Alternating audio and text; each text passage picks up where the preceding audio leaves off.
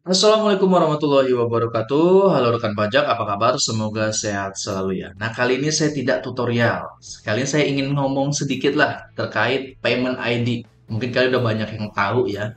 Ini akan berlaku 17 Agustus 2025, kurang lebih 9 hari lagi.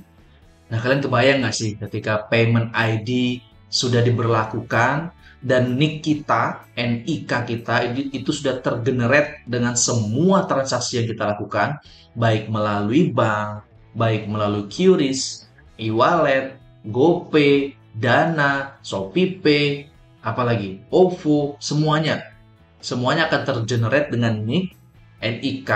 Nah, maka setiap transaksi tersebut, pemerintah punya sistem akan nge-record semua aktivitas kita, aktivitas pembelian dan penjualan ya. Jadi kalau teman-teman belanja nih yang biasa seharinya ngantor itu pasti ngopi sampai 3 kali itu ketahuan. Bayarnya pakai QRIS kan, kalau rata-rata sekarang cash tuh udah jarang lah.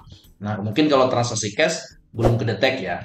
Negara belum secanggih itulah untuk mendetek transaksi cash. Tapi kalau transaksi kalian menggunakan digital ya baik QRIS, Dana dan segala macam tadi itu pasti kedetek. Kalian belinya di mana posisinya? Mungkin di Jalan Sudirman, di depan Intiland Tower ketahuan, di Sampurna Strategik ketahuan posisinya. Lalu belinya berapa gelas nih? Eh, Amountnya berapa? Ketahuan. 20.000, 30.000 ketahuan. Ya, berapa gelas aja ketahuan. Jadi semuanya ketahuan. Jadi kayak apa ya? Kayak kita nih diawasin ya. Ya, aktivitas kita nggak sebebas dulu.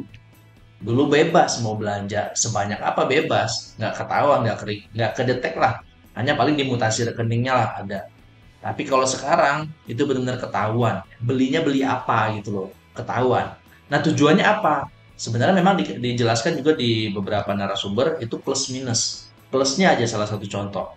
Nanti bansos atau bantuan sosial dari pajak yang sudah kita berikan ke negara, itu kan aslinya salah satunya digunakan untuk bansos, bantuan sosial.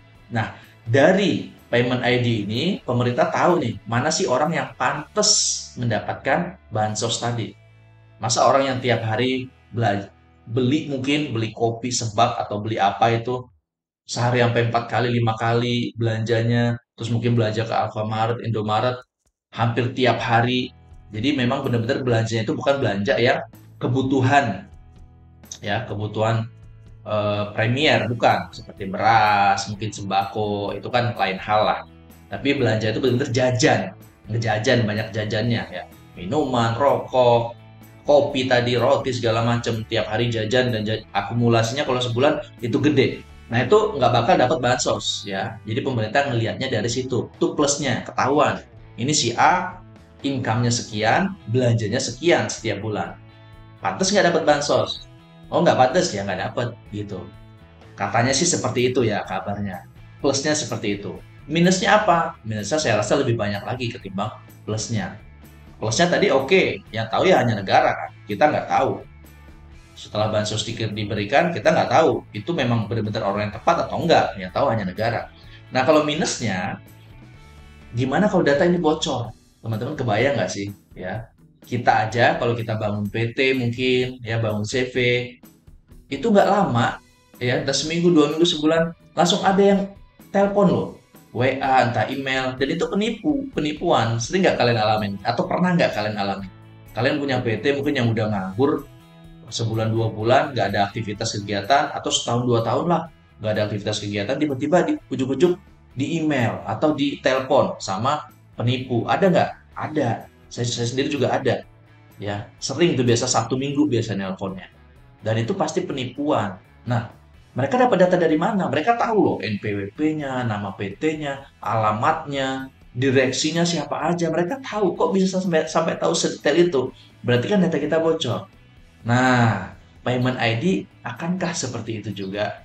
Khawatirnya ya, khawatirnya seperti itu. Nah, maka jangan sampai seperti itu. Semoga ya negara jangan sampai bocor lah ini payment ID. Jangan sampai. Tuh, minus pertama. Minus kedua, takut disalahgunakan. Jangan sampai disalahgunakan. Ya, gitulah. Jadi kayak sesuai kembali ke sabda Nabi dulu ya.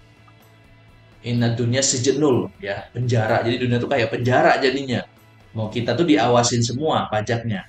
Nah, yang saya pribadi harapkan ini merata nggak semua rakyat, semua warga, semua manusia, atau hanya golongan menengah ke bawah. Kan nggak fair rasanya. Karena menengah ke bawah kan ya pendapatan pengeluarannya nggak sebesar yang ke atas. Pejabat-pejabat, semua itulah. Apalagi koruptor-koruptor. Iya nggak sih? Setuju nggak sih? Nah, kalau ini merata, mungkin fair semuanya. Yang pejabat gede ya kenanya gede juga nanti pajaknya. Karena tujuan payment ID kan agar tahu berapa penghasilan kita, berapa pengeluaran kita, dan pajaknya nanti dikenakan berapa. Nah, itu tujuannya kan ke situ, income-nya negara. Nah, makanya diharapkan kalau memang ini terjadi, ya kita mau bisa apa sebagai warga? Kita mau ngomong kowar-kowar di medsos juga nggak bakal digubris, ya kita siapa ya? Kita kan nggak, bukan siapa-siapa, kecuali kita anggota dewan mungkin masih bisa ngomong, walaupun nggak diterima mungkin.